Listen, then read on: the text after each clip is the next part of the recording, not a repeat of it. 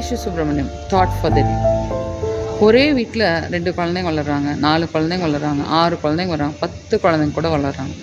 ஒரே பேரண்ட்ஸ் கிட்ட தான் வளர்கிறாங்க, ஒரே சாப்பாடு தான் போடுறாங்க, ஒரே விஷயங்கள் மட்டுமே கொடுக்குறாங்க. எல்லாமே ஒரே மாதிரி கொடுத்தாலுமே ஏன் 10 குழந்தைங்களோ ஒரு 2 குழந்தைங்களோ இல்லை 3 குழந்தைங்களோ எத்தனை குழந்தை இருந்தாலும் வேறு மாதிரி இருக்காங்க, வேறு மாதிரி எண்ணத்தில் இருக்காங்க, வேறு மாதிரி அனுபவம் அவங்களுக்கு ஏன் வருதுன்னு உங்களுக்கு தெரியுமா? யோசனை பண்ணியிருக்கீங்களா? ஏன்னே நமக்கு தெரியாது, ஆனால் நம்ம திட்டிகிட்டே இருப்போம்.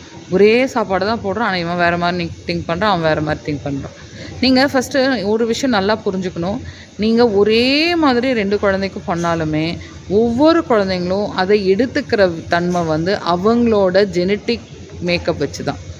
2 பேரும் ஒரே வயிற்றில் பிறந்தாலுமே 2 பேரும் ஒரே மாதிரி யோசனை பண்ணவே மாட்டாங்க. ஏன்னா அவங்களோட ஜெனட்டிக் மேக்கப் வேறு, இன்னொருத்தரோட ஜெனட்டிக் மேக்கப் வேறு.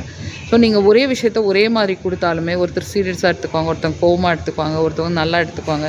ஸோ அதுவும் அவங்க மூடு பொறுத்து. இந்த மூட் ஸ்விங்ஸும் அவங்களோட நேச்சர் பொறுத்து, அவங்களுக்கு ஜீன் பொறுத்து தான் இது நடக்கும். ஸோ ஒரே காமனான விஷயம் நம்ம கொடுத்தோம், ஒரே மாதிரி எல்லாருமே அப்சர்வ் பண்ணுங்கிறது இது இருக்கவே இருக்காது, சான்ஸே கிடையாது.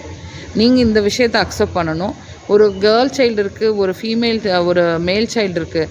நான் பையனும் பொண்ணுக்கும் வேறு மாதிரி அனுபவம். ஏன்னா பையன் வேறு பொண்ணு வேறு அப்படி கிடையாது.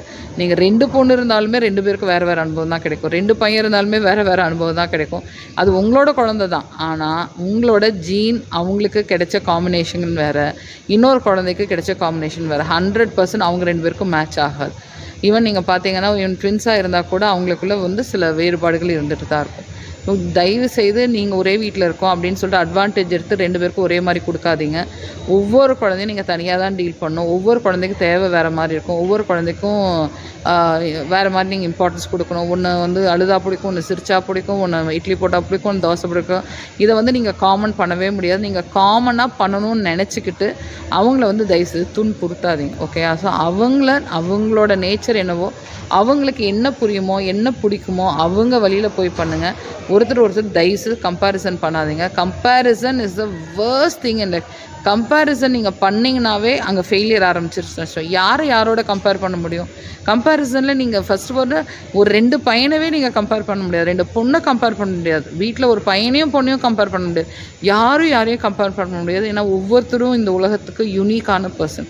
அந்த யூனிக்கான பர்சனை நீங்கள் டூப்ளிகேட்டும் பண்ண முடியாது, க்ளோனும் பண்ண முடியாது. ஓகே? ஸோ தயவுசெய்து ஒவ்வொரு குழந்தைக்கும் அவங்கவுங்களுக்கு தேவை மாதிரி அவங்கவுங்களுக்கு என்ன முக்கியமாக இருக்கோ, அவங்களுக்கு என்ன புரியுதோ, அவங்களுக்கு எப்படி எடுத்துக்கிறாங்களோ அதுக்கு தகுந்த மாதிரி பேரண்டிங் பண்ணுங்கள். காமன் பேரண்டிங் பண்ணாதீங்க. ஓகேயா?